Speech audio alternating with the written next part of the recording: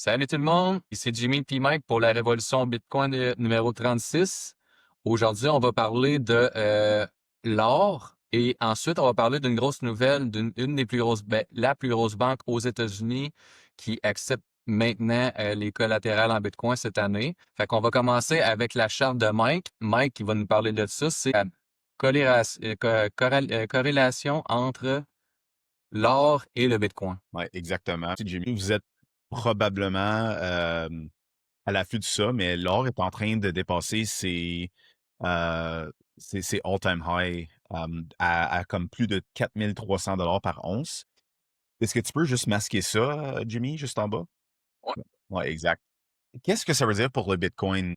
Est-ce qu'il y a une relation entre l'or et le Bitcoin? La réponse est oui. Il y a beaucoup de gens qui se posent la question, pourquoi est-ce que l'or est en train de monter, mais le Bitcoin, ça monte pas en ce moment? Tu sais, c'est vraiment une question qu'on reçoit fréquemment, Jimmy. Je sais pas si c'est pour toi, euh, mais il y a une bonne réponse à ça. Puis il y a même des data, des informations historiques qui le démontrent. Donc ici, on a une charte. Jimmy, c'est-tu possible pour toi de faire un petit zoom in? Sinon, c'est correct. Ouais, Ce qu'on c'est ce où, qu'on hein? voit là, ce qu'on voit là en jaune, c'est l'or qui rentre dans une phase de bull market.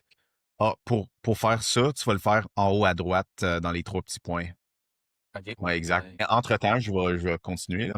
L'or, à cause, c'est vraiment la réserve de valeur historique que les pays puis les banques ont déjà utilisée. Quand il y a une inflation au niveau monétaire, c'est souvent l'or qui va en premier. Puis ensuite, comme on peut voir sur la charte, Bitcoin va poursuivre avec son bull run, sa montée après l'or. À chaque fois, c'est or, ensuite Bitcoin. On va retourner à 2010. On a vu que l'or a fait une montée, puis ça a été suivi après 428 jours par le Bitcoin qui a fait une longue montée. Ensuite, en 2016, l'or a fait une montée, puis après 243 jours, le Bitcoin a fait une longue montée. Même chose en 2019-2020, mais c'était beaucoup moins long. C'était 63 jours. Est-ce que tu peux descendre un peu? Celle-là, Descendre. tu vois la celle en bas? C'est Check, encore Mike. là.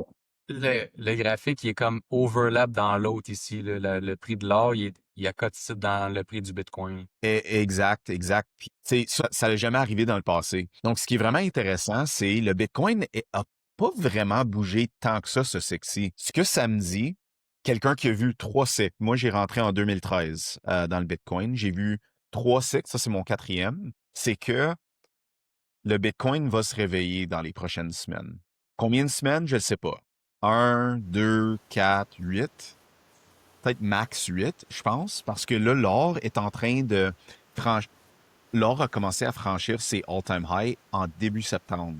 Normalement, on dit que c'est comme 60 à 90 jours de différence. Si on prend 90, ça nous amène au 3 décembre. On est fin octobre. Ça veut dire que entre maintenant puis le 3 décembre, on devrait voir le Bitcoin s'allumer puis commencer sa montée en bull run si l'histoire se répète. Donc, je trouve ça vraiment intéressant, Jimmy. Um, c'est pas pour dire qu'on peut prédire le futur, c'est juste que il faut percevoir les patterns puis de comprendre qu'est-ce qui arrive là. Puis ça a l'air que l'or bouge en premier parce que c'est vraiment la réserve de valeur historique qui est le plus sensible à l'inflation. Mais à cause le Bitcoin est un dixième de la taille en termes de capitalisation boursière, quand l'argent rentre dans le Bitcoin par après, le mouvement est beaucoup plus violent par le haut. Ouais, exact, Mike. Puis en vrai, qu'est-ce qui est bon entre les deux, c'est que les deux, c'est des monnaies dures. Il y en a une que c'est l'ère digitale, le Bitcoin, puis l'autre monnaie dure, c'est l'or qui est justement 5000 ans. Mais là, on s'en va dans l'ère digitale. Fait que le Bitcoin, il réagit beaucoup comme l'or en étant une monnaie dure parce qu'il y a juste deux monnaies dures. Il y a l'or puis le Bitcoin. Il n'y en a pas d'autres. Fait qu'en vrai, quand que l'or, justement, comme ici, fait une grosse montée comme ça, comme Mike il dit, c'est que le Bitcoin, il suit par après, mais le Bitcoin il est tellement plus petit en rapport de market cap, capitalisation boursière, que quand il y a des inflows de gros capital qui rentrent dedans, ben c'est comme beaucoup plus explosif. Le l'or, il fait juste nous dire un peu qu'est-ce que le marché ressent, puis qu'est-ce qui s'en vient. C'est ça qu'on voit justement avec le Bitcoin. par après. Ici, c'est ça. On a complété cette nouvelle-là. Pour tous ceux et celles qui regardent l'or présentement, c'est vraiment impressionnant, mais le Bitcoin risque d'être encore beaucoup plus impressionnant dans les semaines à venir, comme Mike il disait. Une autre grosse nouvelle, en vrai, JP Morgan, c'est la plus grosse banque aux États-Unis. Puis aujourd'hui, ils ont dit qu'ils allaient permettre aux institutions de avoir du Bitcoin en collatéral avant la fin de l'année. Fait qu'est-ce que ça veut dire? C'est qu'il y a des institutions, présentement, il y a plusieurs banques, plusieurs grosses compagnies qui achètent des actions qui sont des Bitcoin ETF aux États-Unis. Eux autres, ils achètent des actions, mais en arrière-plan, ils achètent du Bitcoin. Puis avec l'accumulation qu'ils vont avoir de tous ces Bitcoins, ils vont pouvoir être capables de faire des emprunts en collatéral avec le Bitcoin. Fait qu'exemple, qui ont 100 Bitcoins, ils mettent 100 Bitcoins en collatéral, puis ils vont être capables d'aller chercher de la liquidité en dollars, puis de ne pas vendre leurs Bitcoins qu'ils ont accumulés. Fait que ça fait que beaucoup de Bitcoins ne seront plus jamais vendus parce que les institutions vont être capables d'emprunter sans les vendre. Fait qu'ils vont avoir accès à beaucoup d'argent sans vendre leur Bitcoin. Fait qu'il y a beaucoup de monde qui vont se diriger vers cette nouvelle technologie-là. Puis ça va vraiment justement apporter une nouvelle demande, mais en même temps, il n'y aura pas de vente de Bitcoin sur le marché. Puis il y a juste 21 millions de Bitcoin total dans le monde entier. Ça va être vraiment ils appellent ça en anglais, short squeeze, c'est qu'il va y avoir il n'y aura pas assez d'offres pour la demande qu'il va y avoir dans les années à venir avec cette nouvelle affaire-là. Pour vrai, là, c'est comme on le voit quand on étudie le Bitcoin, cette chose-là, mais quelqu'un qui étudie pas le Bitcoin, puis qui fait juste regarder le prix haut et bas, il sait pas ce qui s'en vient. Mais quand tu vois que les institutions, ils vont acheter des Bitcoins, ils achètent déjà des Bitcoins, puis ils vont être capables de les collatériser, c'est exceptionnel, là, vraiment. Puis ça va être pas juste eux autres, ça va devenir, comme qu'on disait, moi puis Mike, les individus, ça va être par après. Ils vont l'offrir aux individus. Ça va être rendu mondial. Fait qu'il y aura plus ben personne qui va avoir besoin de vendre des bitcoins. Imaginez-vous le seul asset mondial, actif mondial qui a une limite de 21 millions, et tu n'auras pas besoin de le vendre pour avoir accès à de l'argent tellement que c'est un bon collatéral. Fait que vraiment, ça va être du jamais vu. On a vraiment hâte de voir qu'est-ce qui va se passer, mais ça risque d'être des mouvements très violents à la hausse. Puis le monde, ils vont chasser le Bitcoin,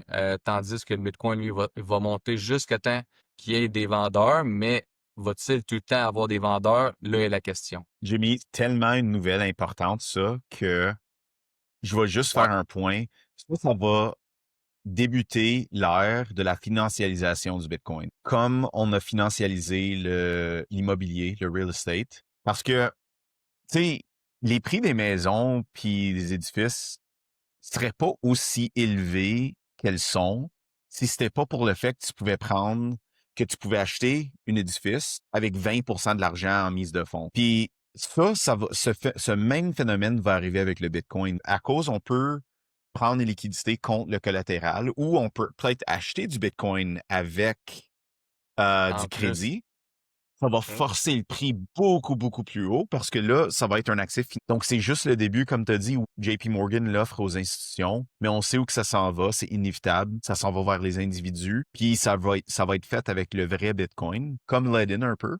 La Ouais. plateforme qui te permet d'envoyer du Bitcoin, il t'envoie de l'argent en fiat, puis tu maintiens un certain ratio. Et c'est une immense nouvelle, puis c'est tout ce qu'on a prédit dans le fond dans les dernières années. Tu sais, depuis qu'on a commencé nos podcasts, on a dit Ouais. plusieurs fois que ça s'en vient, ça s'en vient. Puis regarde, c'est venu dans moins de 5 mois depuis qu'on a commencé. Ça se déroule sous nos yeux, mais il faut être alerte à ça. Moi puis Mike, on suit tout le temps les nouvelles de ce qui se passe dans le monde. Il y a quelqu'un qui fait juste être feedé avec les nouvelles que vous voyez sur Facebook, sur YouTube ou Clickbait, qui parle que le Bitcoin est ci et ça, puis vous faites pas vos recherches. C'est sûr que c'est des montagnes russes pour vous autres. Pour toutes les personnes qui pensent que le Bitcoin, que c'est encore un scam, même affaire, ils n'ont pas pris le temps d'étudier. Fait que pour ceux qui écoutent, puis vraiment qui savent c'est quoi le Bitcoin, sérieusement, ça s'en vient, mais le monde, il le voit pas venir. Pour vrai, là, moi, je félicite ceux qui en ont encore.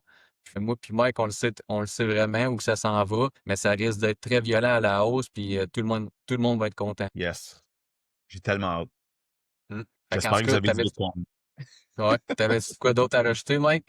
Non, mais juste, j'espère que tout le monde est en train de prendre ce sujet très au sérieux parce que c'est un sujet sérieux. Je dis ça sans farce, c'est comme on parle de on parle de l'argent, on parle de notre force de vie, de notre life force. L'affaire qu'on travaille, qu'on échange notre temps pour, c'est très sérieux ça. Si une banque centrale va t'enlever 2 à 5, puis dans certains pays 10% par année, même par mois, dans certains pays, ça veut dire qu'ils enlèvent 2 à 10 plus pourcentage de ta vie que tu as travaillé pour. Puis le Bitcoin, c'est une protection contre ça. Donc, il faut vraiment le prendre au sérieux, puis pas penser, ah, c'est juste un fad. Mais regarde, tout le monde est en train de s'orienter autour de cet argent neutre. Puis nous, on est juste en train d'éduquer, on est en train de Ouais. vulgariser qu'est-ce qui se passe en ce moment. Prenez-le au Ex- sérieux, c'est ça mon message. Exactement. La responsabilité de nos finances, puis le Bitcoin, c'est littéralement le miroir de ça. Le Bitcoin, c'est le seul actif que tu peux prendre totalement tes bitcoins avec toi. Vraiment, tu es responsable de ton propre argent, tes bitcoins. C'est vraiment une révolution. Étudiez ça, posez-nous des questions, puis nous autres, on va continuer à faire des podcasts pour vous informer. Fait que merci beaucoup encore d'être là. On vous revoit la semaine prochaine. Merci, guys.